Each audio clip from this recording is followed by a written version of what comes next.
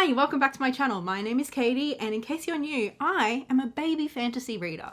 Before this year, I was really quite intimidated by fantasy, and I didn't really feel like it was for me. Something switched this year though, and I've decided that I just want to read all of the fantasy. You can find vlogs of me reading authors like Brandon Sanderson and Anne K. Jemisin on my channel, and I'll leave a link to those in the description box below for you. And as I've been dipping my toe more and more into the world of fantasy and into the fantasy content available online on YouTube and TikTok, I have been buying lots of books. So I thought today we could do a bit of a haul. This is 1/3 of the books that I want to show you today. To be clear, these are books that I have been buying over the last couple of months, and I am also a bookseller, which means that I have access to a very generous staff discount. I have also bought more books than I'm about to show you, but those ones I've already read or have spoken about, or I've done a haul of them before.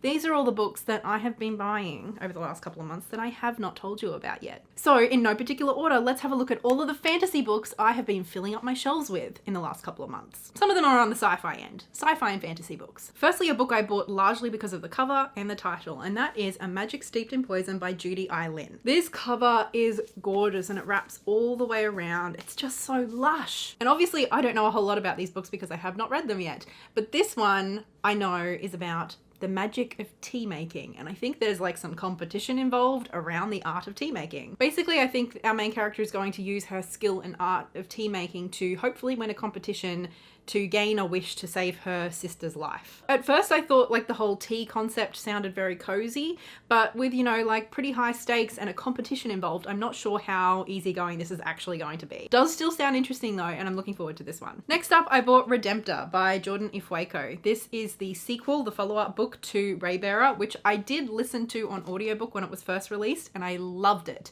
But it's been quite a while, so I also bought Raybearer so that I can reread it and then dive into the sequel. And aren't these covers just gorgeous? Especially Redemptor with that like foiled blue. I don't know if you can see it. It's so pretty. Raybearer was just such an incredible YA fantasy. I was so invested in this world and these characters. So I can't wait to like dive back in and then find out what happens. Definitely the biggest book in this list, nearly 1,000 pages, is The Priory of the Orange Tree. It's a brick. It's an actual brick. A world divided, a queendom without an heir, an ancient enemy awakens. I've heard people say that this is one of their favorite books of all time, and honestly it does appeal to me that this is a standalone. So many fantasy books are parts of very big series. So although this book is chunky, it's nice to know that this is a standalone. I've not read anything by Samantha Shannon before. I think this author has another like fantasy series that's really popular. Haven't read this one. This will be my first. Got a few YA books to talk about that I bought from work. The first is The Girl Who Fell Beneath the Sea by Axio. I 100% bought this because of how pretty this cover is. It came into work, we had a stack of them, and my colleague and I were just like enamored with this artwork, and we bought a copy each. She's already read it and she says it's great. I haven't read it yet and I need to. Even the back is pretty.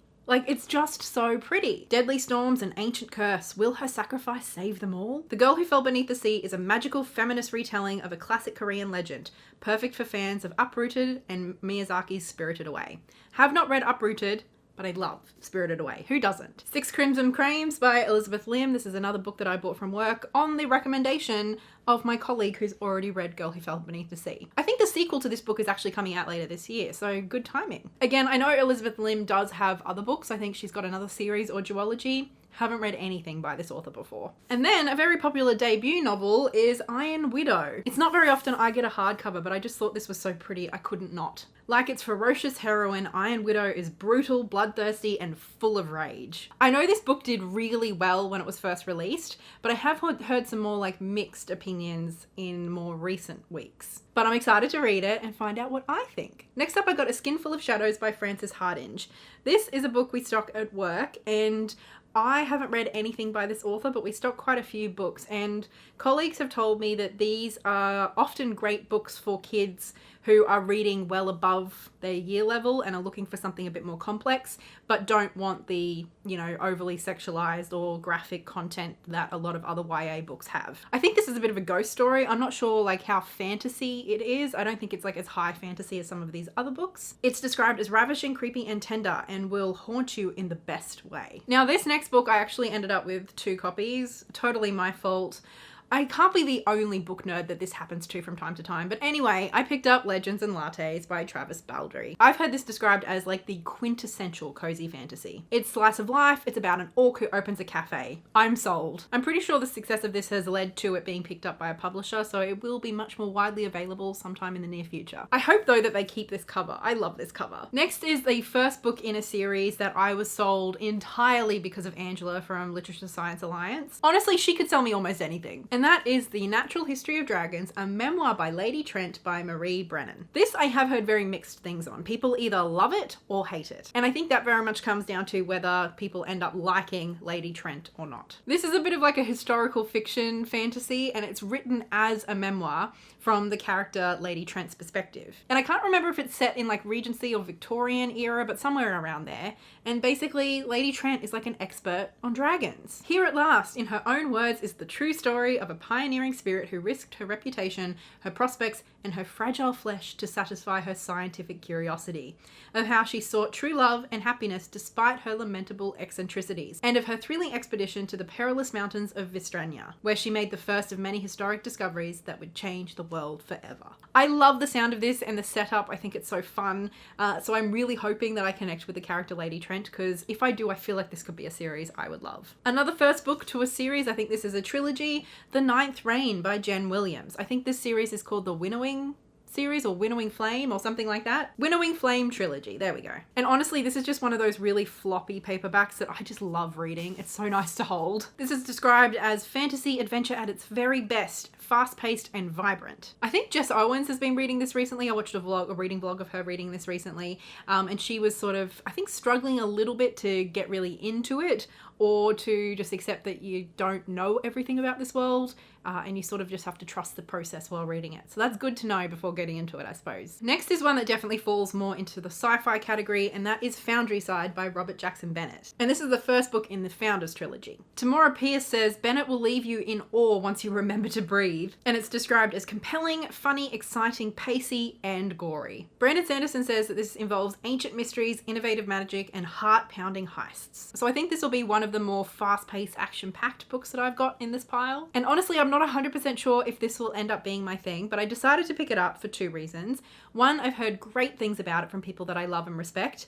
And two, part of my choices wasn't just in what I think I will like, but also in what I'm curious in exploring, because I am very new to this SFF world. And although I don't think this is a sure 5-star read, it definitely piqued my interest, and like that is as valuable as anything, I think. Another book I've heard great things from by people that I really love and respect is City of Brass by S.A. Chakraborty. Another first book in a trilogy. This one says, in the markets of 18th century Cairo, thieves, tricksters, con artists, and outcasts eke out a living swindling rich nobles and foreign invaders alike. This is a book and a series that I regularly get seen reviewed very well, very highly, and also spoken about as if it's one of like the underrated gems in the fantasy world. Then the next book I picked up entirely on a whim. I was at work and I went next door to the grown-up store to have a little bit of a peruse in the fantasy section, and I saw this and I just thought this cover looked gorgeous. It's a novella, so I think it's one of the few short books that I managed to fit into this haul. By Zen Cho, it's The Order of the Pure Moon Reflected in Water. Ken Liu describes it as fantastic, defiant, and utterly brilliant. And this book is also described as fun and sweet and a found family fantasy that combines the vibrancy of old school martial arts movies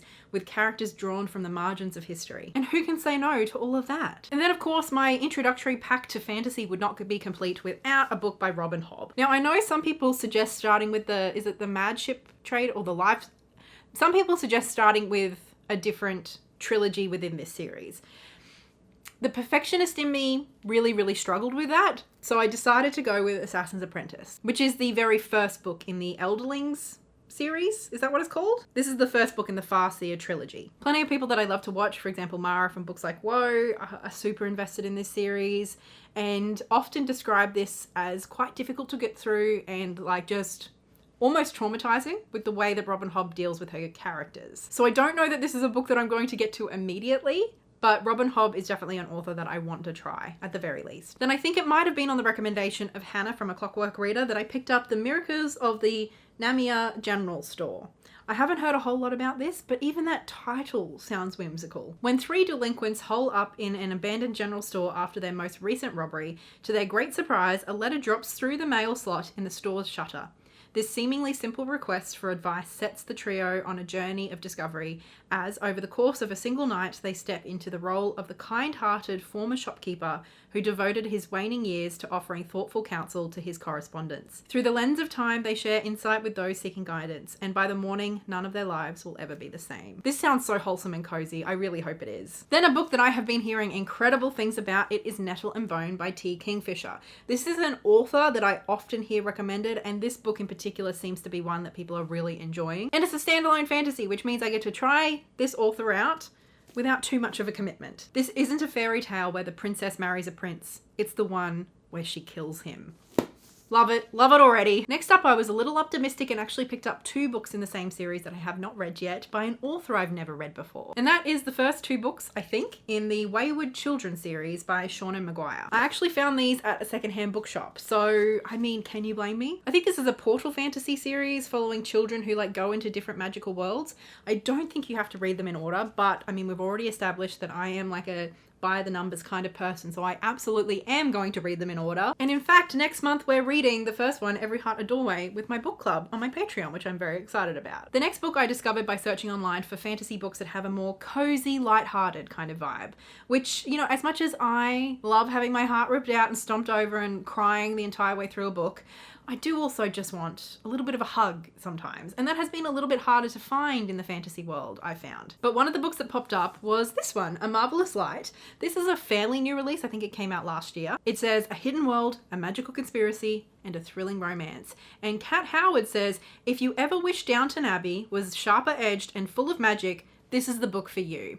I have watched Downton Abbey maybe 5 or 6 times, so this sounds exactly for me. Another book that popped up when I was searching along those more cozy, light-hearted reads was Witchmark by Cl Polk, and this is the first book in a trilogy, I think, as well. A stunning, addictive fantasy that combines intrigue, magic, betrayal, and romance. Maybe it's the romance element that makes fantasy more cozy for some people. Also, I think this has a bit more of an old-timey setting. Even just looking at this, it looks a little bit more old-timey. Yes, in an original world reminiscent of Edwardian England, in the shadow of World War, cabals of noble families use their unique magical gifts to control the fates of nations, while one young man seeks only to live a life of his own. Aww, I love him already. Magic marked Miles Singer for suffering the day he was born, doomed either to be enslaved to his family's interests or to be committed to a witch's asylum.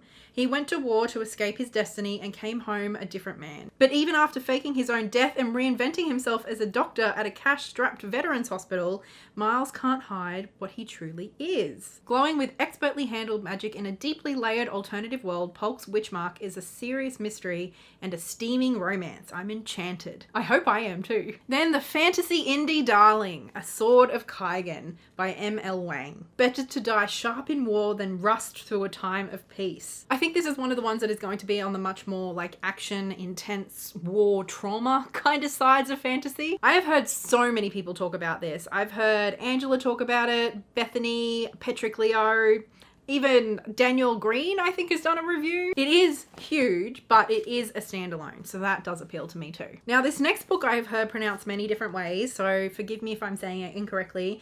I think it's Katey. This one is a debut novel, and it's actually much bigger than I thought it was going to be. I was born on the full moon under an auspicious constellation, the holiest of positions. Much good it did me. The unforgettable tale of a woman determined to leave her mark in a world where gods and men dictate the shape of things to come. I think it was Elliot Brooks's channel that I first heard this, and she's been raving about it lately, so I was definitely very intrigued. And I think along with Nettle and Bone, this would be one of the newest releases out of all of the books that I picked up. Rebecca Kwong says, mythic retelling at its best, entrancing, troubling, and complicated. It's marvelous. And the next book is one that I was already interested in, but it was my friend Laura's recommendation that really pushed it over the edge and made me pick it up. And that was She Who Became the Sun by Shelley Parker Chan. This is a thrilling reimagining of the Min Dynasty's first emperor. And I'm not sure if it's a standalone, but it's only 400 and something pages, which, can you imagine me saying only 400 pages a couple of years ago? But after holding up all those giant books, this does seem quite tame, doesn't it? This is magnificent in every way, epic, tragic, and gorgeous. So I'm not even going to try and hold all of these up at once, but those are the books the fantasy and some science fiction books that I have picked up recently. Although I'm not sure I'm going to love all of these, I'm hoping after I get through quite a chunk, I'm definitely going to have a better sense of what it is I do and don't like in fantasy. I think it's like almost anything. When you first start out in a new interest or a new genre, it's quite overwhelming and you kind of don't know where to look. And although I do know myself pretty well as a reader when it comes to things like literary fiction or middle grade fiction or whatever, I still definitely don't feel like I have a great grasp on what it is that I'm looking for in a fantasy. I know true for myself that I'm very much a character-driven reader, so I think that will be important across genres. But beyond that, I don't know what it is that I like about particular magic systems or particular fantasy world building. I don't know whether I prefer high magic to low magic. I don't know any of this yet. And so I'm hoping, this massive, massive stack will hopefully give me a good sense of what it is that I want to be reading as a fantasy reader. So thank you so much for watching. I hope you enjoyed this little haul. Let me know which of these books you think I should get started on first. A big thank you to my wonderful patrons over on Patreon, and especially a big thank you goes to Livia, Lynette Brown, and Marie. And thank you for watching. I will talk to you in the comments and in the next video. Until then, happy reading. Bye.